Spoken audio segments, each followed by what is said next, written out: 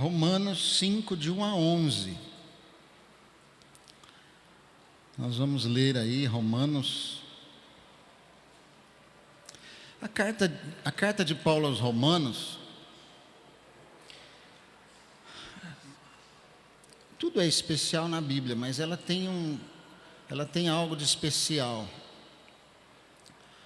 Romanos, por exemplo, na história da igreja, foi a carta que Agostinho era um homem pervertido que andava com prostitutas e tinha uma vida desregrada, e lendo Romanos ele se converteu.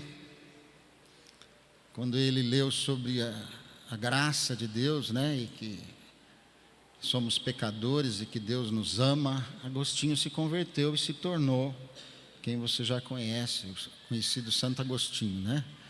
Lutero era um monge e começou a lecionar na universidade, no seminário, e começou a lecionar sobre Romanos, e lendo, estudando Romanos, descobriu que a igreja tinha saído muito do seu propósito, e foi dali que nasceu a reforma, voltando o evangelho para justificação pela fé e não pelas obras.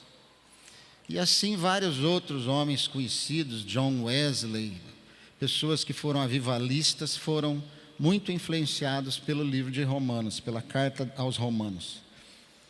E por isso eu decidi estudar a fundo Romanos e resolvi falar sobre um pouco disso hoje com vocês. Capítulo 5, de 1 a 11, está lá na tela, diz assim: justificados, pois, mediante a fé, temos paz com Deus por meio de nosso Senhor Jesus Cristo, por intermédio de quem obtivemos igualmente acesso pela fé a esta graça na qual estamos firmes e gloriamo-nos na esperança da glória de Deus. Não somente isto, mas também nos gloriamos nas próprias tribulações, sabendo que a tribulação produz perseverança, e a perseverança, experiência, e a experiência, esperança.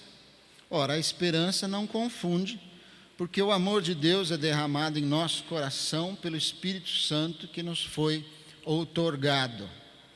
Porque Cristo, quando nós ainda éramos fracos, morreu a seu tempo pelos ímpios.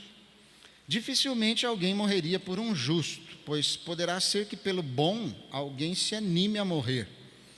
Mas Deus prova o seu próprio amor para conosco pelo fato de ter Cristo morrido por nós, sendo nós ainda pecadores. Logo, muito mais agora, sendo justificados pelo seu sangue, seremos por ele salvos da ira. Porque se nós, quando inimigos, fomos reconciliados com Deus mediante a morte do seu Filho, muito mais, estando já reconciliados, seremos salvos pela sua vida. E não apenas isto, mas também nos gloriamos em Deus por nosso Senhor Jesus Cristo, por intermédio de quem recebemos agora a reconciliação.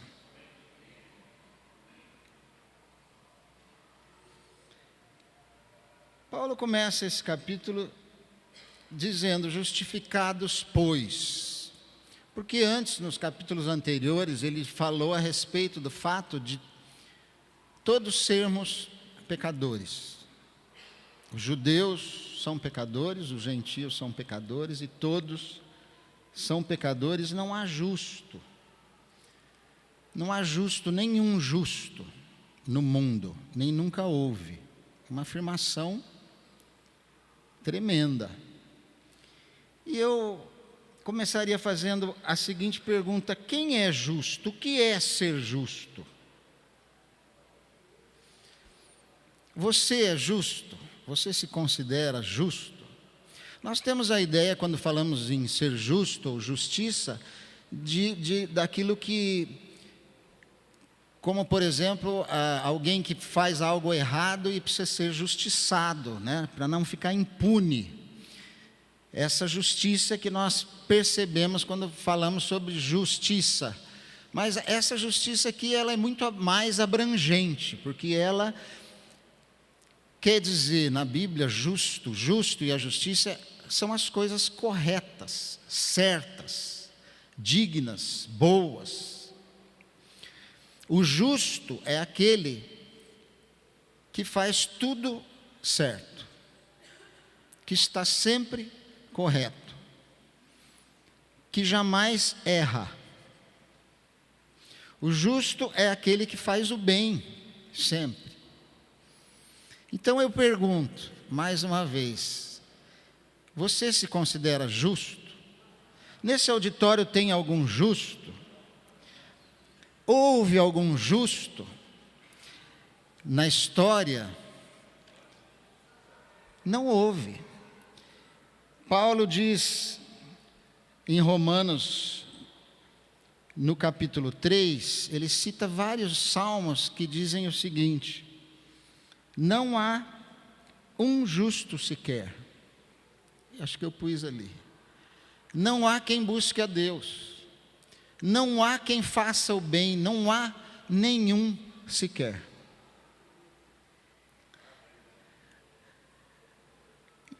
E por que a gente logo vê que a gente não é justo? Talvez alguém pense assim: eu nunca matei, eu nunca roubei, a não ser aquela canetinha lá no trabalho, eu nunca adulterei.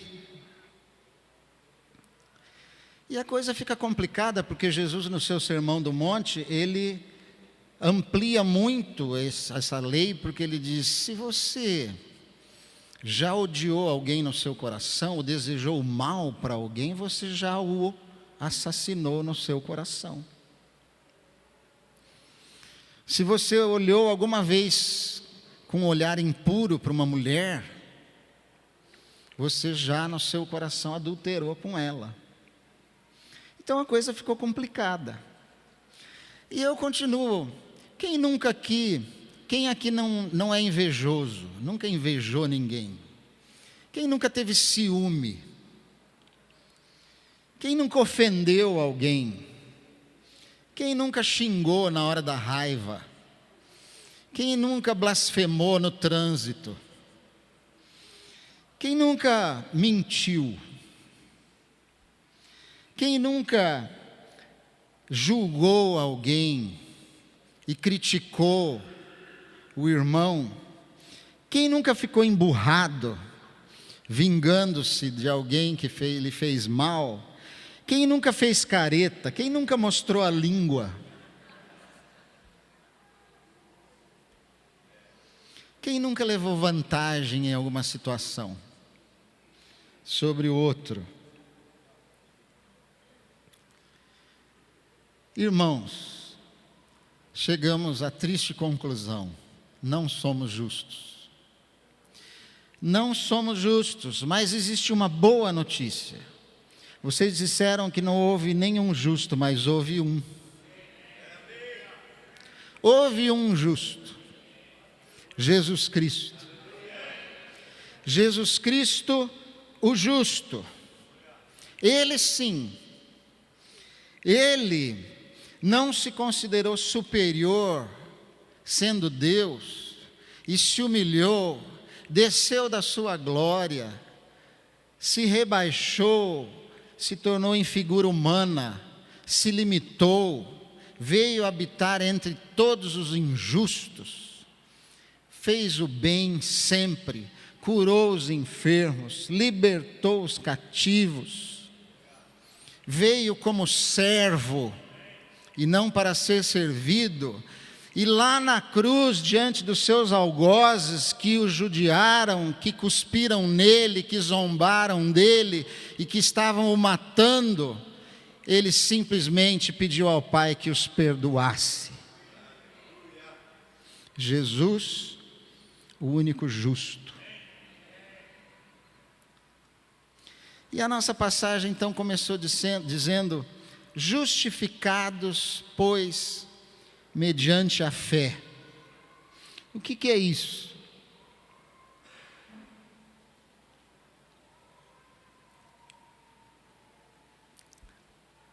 justificados. A Bíblia diz que nós não somos justos, mas somos justificados. Somos considerados justos, mas ele disse, mediante a fé. Somos considerados por Deus, apesar de todas essas mazelas, todas essas coisas que nós fazemos, seja em ação, seja em pensamento, Deus pode olhar para nós e nos ver justos. Sabe como?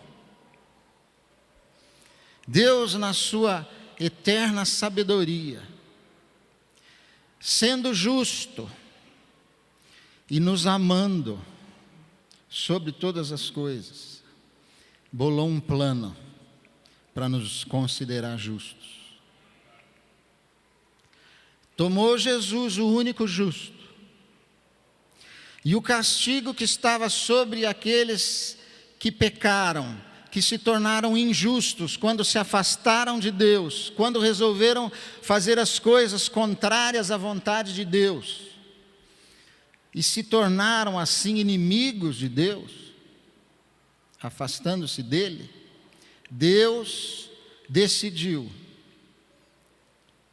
na sua justiça, não poderia perdoá-los, mas com seu imenso amor, também não queria condená-los. E o que ele fez? Enviou Jesus, que foi o único justo, para pagar o preço do pecado de todos nós. E quando você que é injusto, e eu que sou injusto, quando nós cremos naquilo que Jesus fez por nós, morrendo naquela cruz, pagando pelos nossos pecados, se nós cremos nisso, o recebemos como nosso Senhor e Salvador, Deus olha para nós e nos vê através do filtro do sangue de Jesus e diz, eis aí um justo. Eis aí um justificado, eu o considero justo, ele é um pecador, mas eu continuo sendo justo, mesmo assim demonstrando o meu amor por ele. Se Deus fosse, se ele fosse apenas justo, teria que condenar a todos. Se ele fosse apenas amor, ele perdoaria a todos, mas não seria justo. Então ele resolveu e bolou um plano para continuar sendo justo e demonstrar o seu amor pelos injustos. Glória a Deus. Glória a Deus. Que imenso amor de Deus. Que amor tão grande. Lá em João ele diz, porque Deus amou de tal maneira o mundo. Deus de tal maneira amou você e eu, os injustos, que deu o seu Filho, o justo, para que todo aquele que nele crê, não pereça, não seja condenado, mas tenha a vida eterna.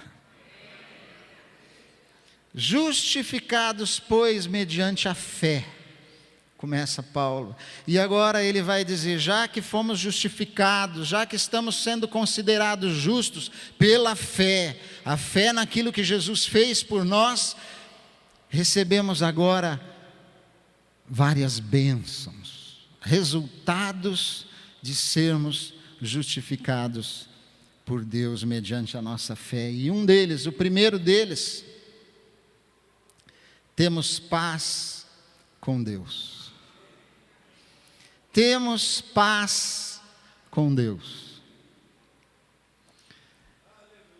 Muda completamente a nossa relação com Deus. Antes éramos inimigos. Que fique bem claro, Deus nunca se tornou nosso inimigo. Nós é que nos tornamos inimigos de Deus. Deus sempre nos amou. Sempre. Mas nós é que nos afastamos dele. Deus nunca se afasta de nós. Nós é que nos afastamos dele. Mas quando cremos em Jesus e pela fé o recebemos, somos justificados por Deus e aí passamos a ter paz com Ele. Agora não mais inimigos, agora somos amigos de Deus. Qual você prefere? Ter Deus, ser inimigo de Deus ou ser amigo de Deus? Que coisa maravilhosa ser amigo de Deus. As pessoas às vezes querem ser amigos dos famosos, tirar foto, né? E aparecer, ó, eu sou amigo do fulano. Ninguém é mais privilegiado e mais feliz do que ser amigo de Deus.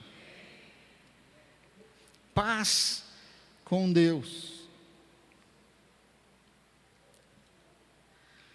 Uma nova relação, um novo nível de relacionamento com Deus.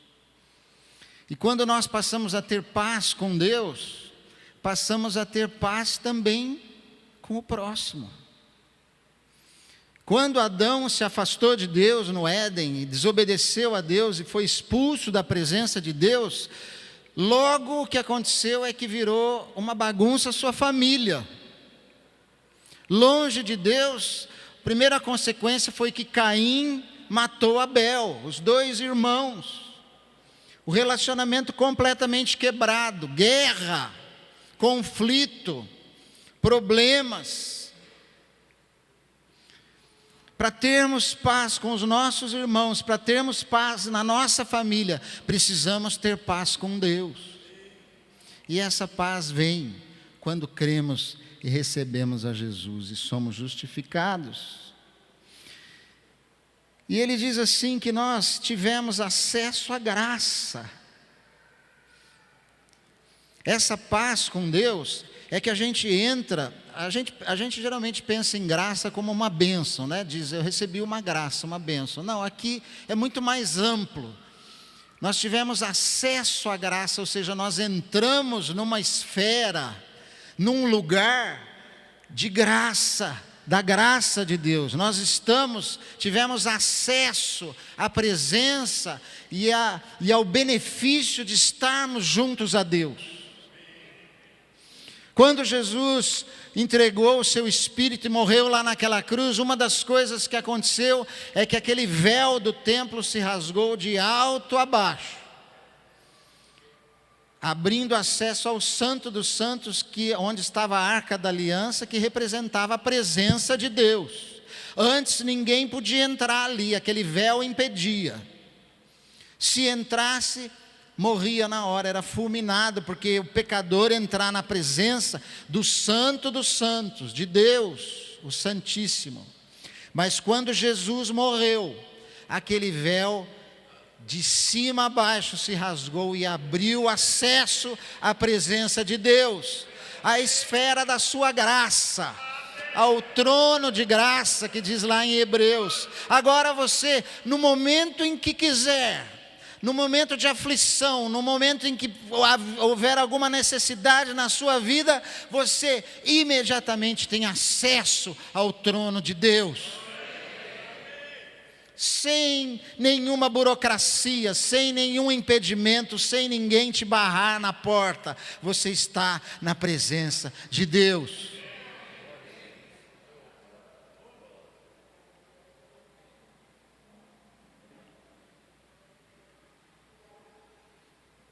E além disso, você recebe aquela paz que Jesus disse, só Ele dá.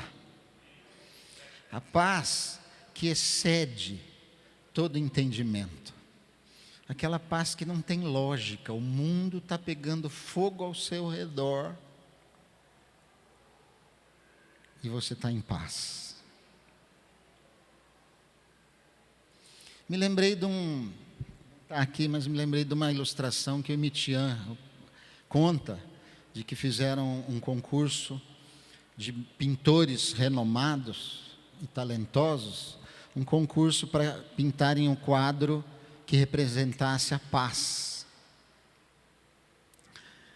Então, muitos pintaram um pôr de sol bonito, um campo tranquilo, uma pessoa deitada na rede, várias situações assim, mas o quadro que ganhou era um quadro de um mar completamente revolto, as ondas fortes batendo nas pedras, e um céu escuro, ameaçando tempestade. E aí alguém perguntou, mas por que esse quadro ganhou representando a paz? Aí o autor disse, olha bem naquela pedra, em meio a tudo aquilo havia um ninho, com um pássaro com seus filhotes, tranquilo em seu ninho, sem se preocupar com a tempestade.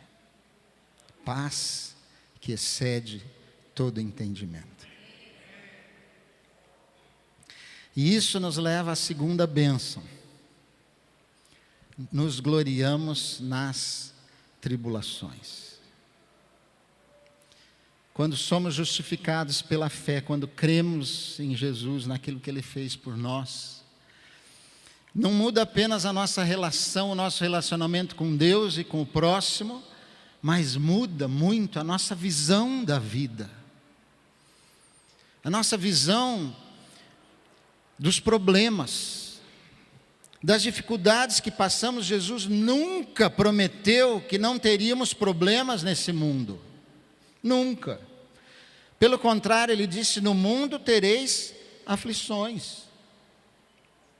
No mundo tereis aflições. Quem não tem problemas? Quem não tem aflições, pressões, oposição, perseguição, tristezas? Nesse mundo hostil, mas as nossas relações com os nossos problemas mudam. Mudam. Não mais desespero, não mais aflição, não mais desânimo, cansaço, não mais vontade de desistir, de fracassos, de decepções, de depressão. Não mais isso. Agora, nós não só podemos e temos forças para suportar os problemas, mas nós também, e pasmem, a palavra diz, nos gloriamos nas tribulações. Nós passamos a entender que essas provações têm por trás delas, por trás de todo o sofrimento, existe um motivo, existe um propósito, existe uma racionalidade de Deus.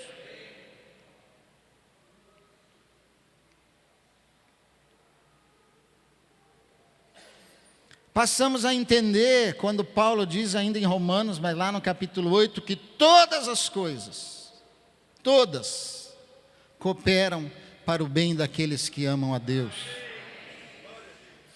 E diante de uma tribulação, de um problema, de uma aflição, em vez de eu me desesperar, eu sei em quem posso confiar e em quem eu tenho crido. E sei que Ele é poderoso para fazer infinitamente mais do que tudo que pensamos ou pedimos. E de que Ele pode tirar da situação mais terrível que possa haver na minha vida um bem. E que eu vou sair dali, e a palavra diz, e Paulo diz, sabemos que todas essas coisas produzem perseverança,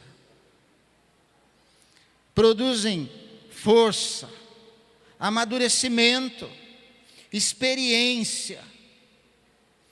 Em cada luta, uma vitória.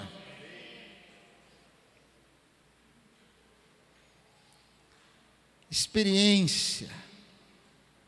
Quem não cresce, não amadurece na vida, é porque não sabe lidar com os problemas. Não sabe como lidar. Foge deles. Se desespera. Tem um problema com uma pessoa, diz, nunca mais quero vê-la. Pronto. Em vez de ir lá e resolver. Não cresce, não amadurece. Por isso, pais, prestem atenção, não evitem todo o sofrimento dos seus filhos.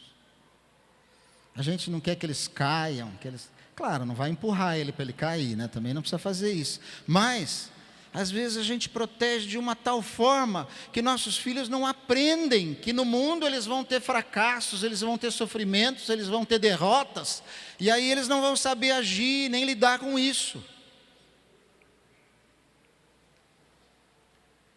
Não faça tudo o que ele quer. Diga uns nãos de vez em quando, eles precisam disso para crescerem e amadurecerem. Assim como nós, como filhos de Deus. E Deus sabe disso.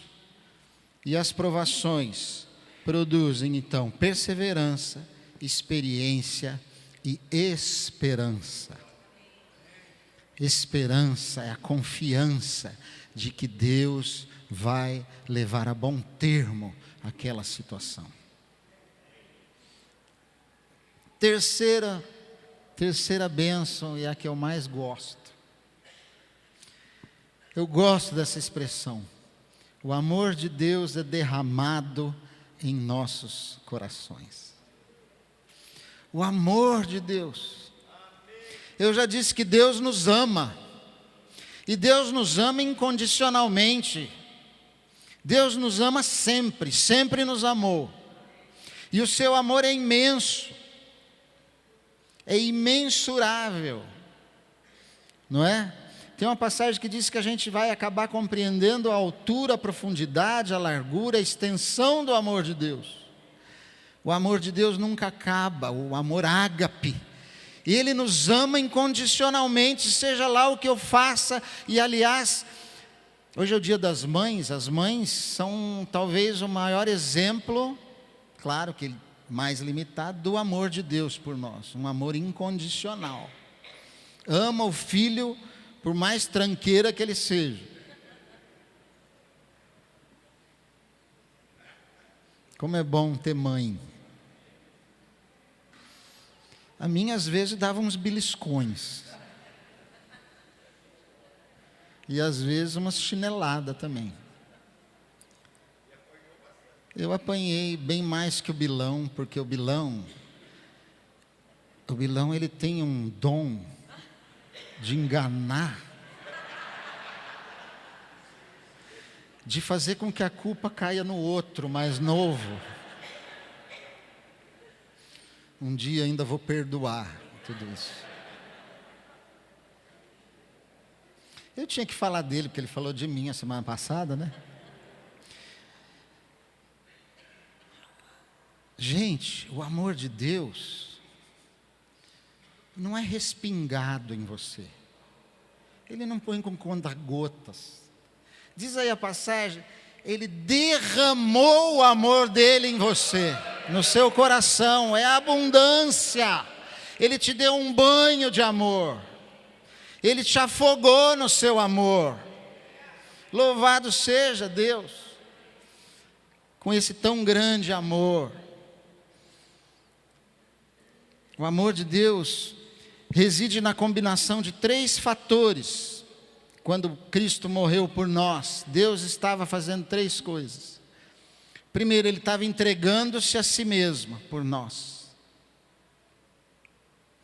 Segundo, Ele estava se submetendo aos horrores de sua morte, a todo aquele sofrimento, carregando o pecado de todos nós na cruz. E outra coisa, mais terrível, tudo isso Ele estava fazendo por seus inimigos. Por seus inimigos. E Paulo diz nessa passagem, quem morreria, quem de nós morreria por um inimigo? Você tem um inimigo? Você morreria por ele para salvá-lo? Acho que você mais gostaria de matá-lo, né?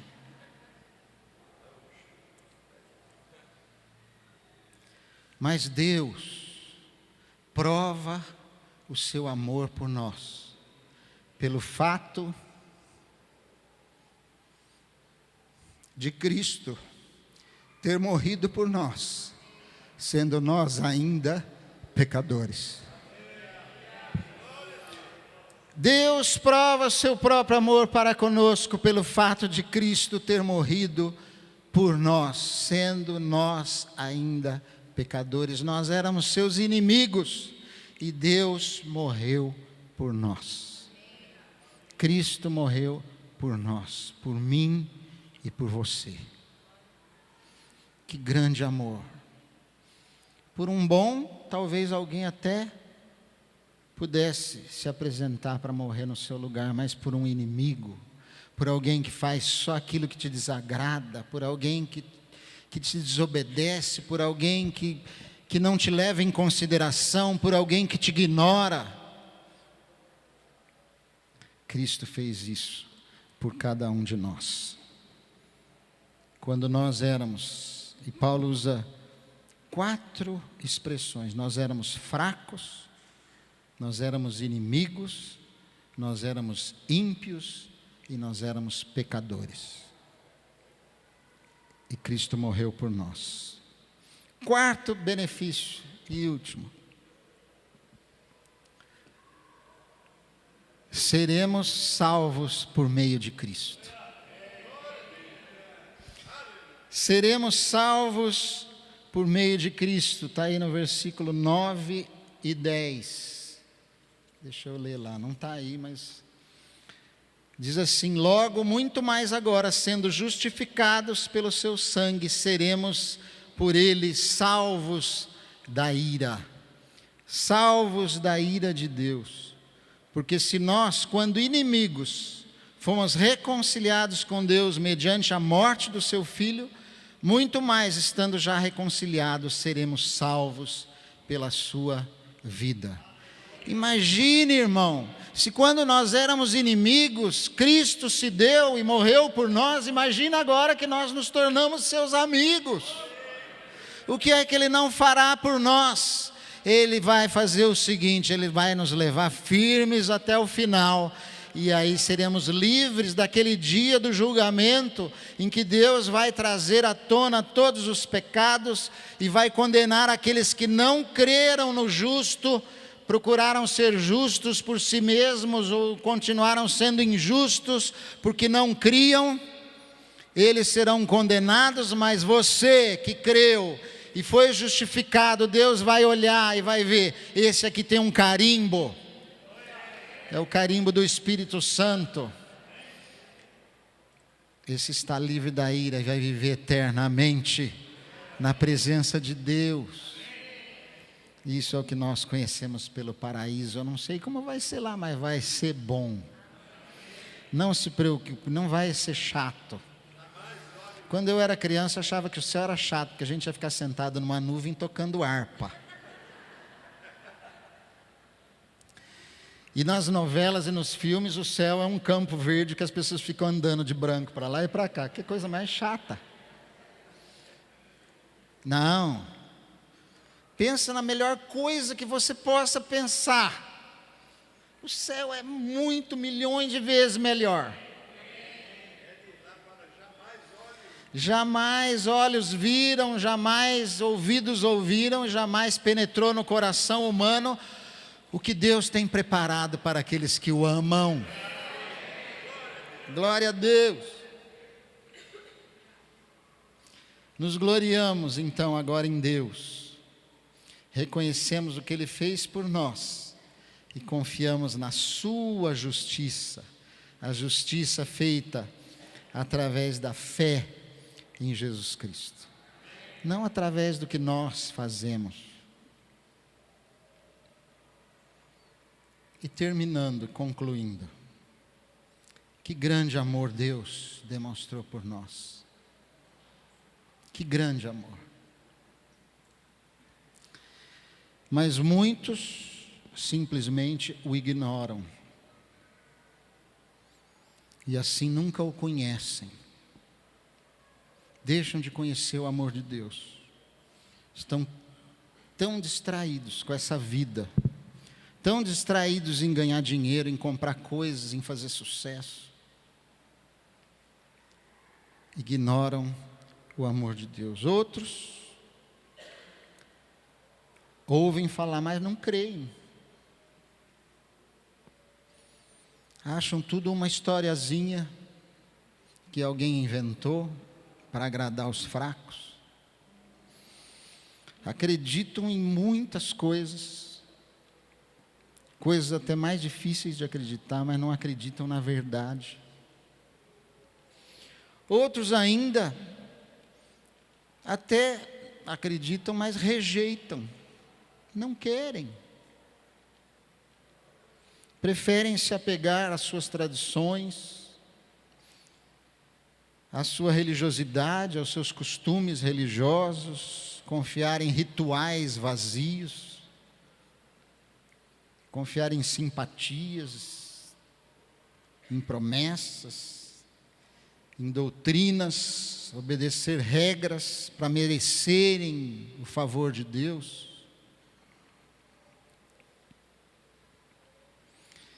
E eu termino então fazendo essa pergunta: e você?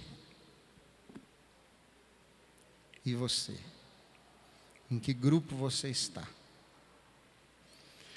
Está naqueles que continuam injustos diante de Deus, porque por mais que tentem, não conseguem ter uma vida reta, santa, justa,